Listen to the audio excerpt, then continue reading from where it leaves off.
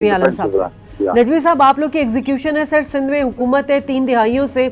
अब ये जो वाकया हुआ, ये इससे कुछ अर्से पहले मैं आपको ज़रा अप्रैल मई में लेके जाना चाहती हूँ कि बिलावल भुट्टो साहब ने कहा था कि बहरिया टाउन में जो सिक्योरिटी एहलकार गाजी कोट ज़मीन पर कब्जा कर रहे थे, तो सीएम साहब को उन्होंने कहा था, इंस्ट्रक्शन दी थी कि जाएं इस तनाज़े को हल करें।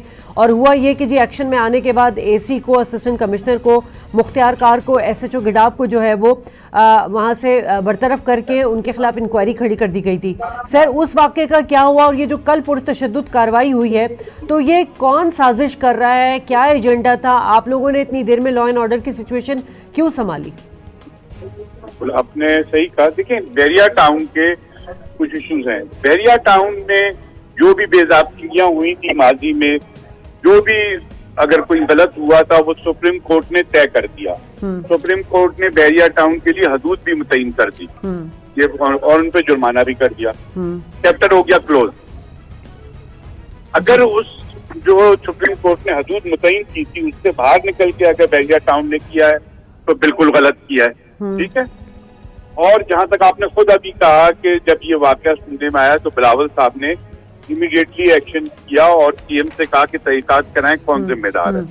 उसकी इन्वेस्टिगेशन भी हो रही है और अफसरान भी मुअत्तल हुए। गवर्नमेंट अपना काम कर रही थी। ठीक है। कल के जो ये हंगामे की जलाल भाई कह रहे हैं कि हमने नहीं किया, तो आसमान से फरिश्ते आए थे जिन्होंने वहां पे आगे लगाई, असला उनके हाथों में। सर, मैं यहाँ आपकी बात को जलाल भाई नजमी साहब मैं नहीं बोला। जलाल साहब, मुझे भी बात नहीं, मैं सिर्फ एक आपके जवाब से एक सवाल जहन में आ रहा है सर, वो इजाजत देते पूछने की।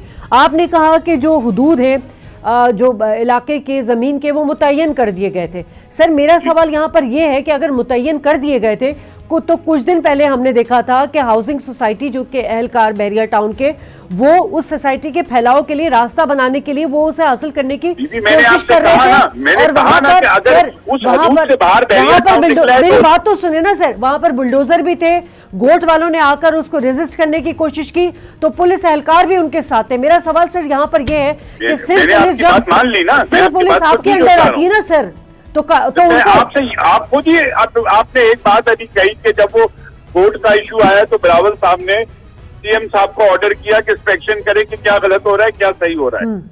ये तो आप नहीं बोला, मैंने नहीं कहा। तो बिलावल साहब ने तो उसको सीरियसली लिया कि अगर बहरिया टाउन कोई गलत कर रहा है तो उसके खिलाफ एक्शन किया जाए। ठीक है। उन अफसरों को भी जो उनकी मवानत कर रहे थे बकौल आपके, उन सबको बहरिया टाउन के एहलकारों को क्यों नहीं गिरफ्तार किया गया? अगर आप इनको कौन परस्तों को गिरफ्तार कर रहे तो उनको भी तो गिरफ्तार करें। मेरी बात तो सुन ले बीबी जी सर।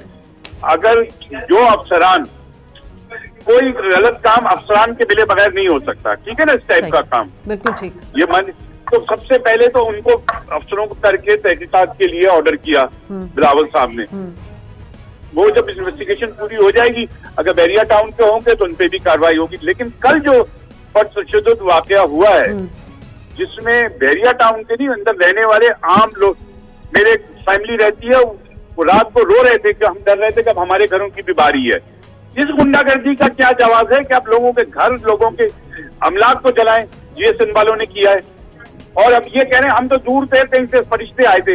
वो कोई सर, ये भी तो एक गुंडागर्दी और कब्जा माफिया है ना, कि जो मलिर डेवलपमेंट अथॉरिटी के साथ मिलकर, जिसको सिंध गवर्नमेंट ओन करती है, आप जमीन, सरकारी जमीन सस्ती बेच दें और वही सस्ती जमीनें जो है आप आवाम को महंगे दामों बेचें। सुप्रीम कोर्ट ने क्या ऑर्डर किया? सुप्रीम कोर्ट ने उन पे कितने का जुर्माना किया? 460 जी, 450 अरब डॉलर में। जी जी जी जी। वो जुर्माना उन पे करके उनकी एक हदूद मुतय्यन कर दी।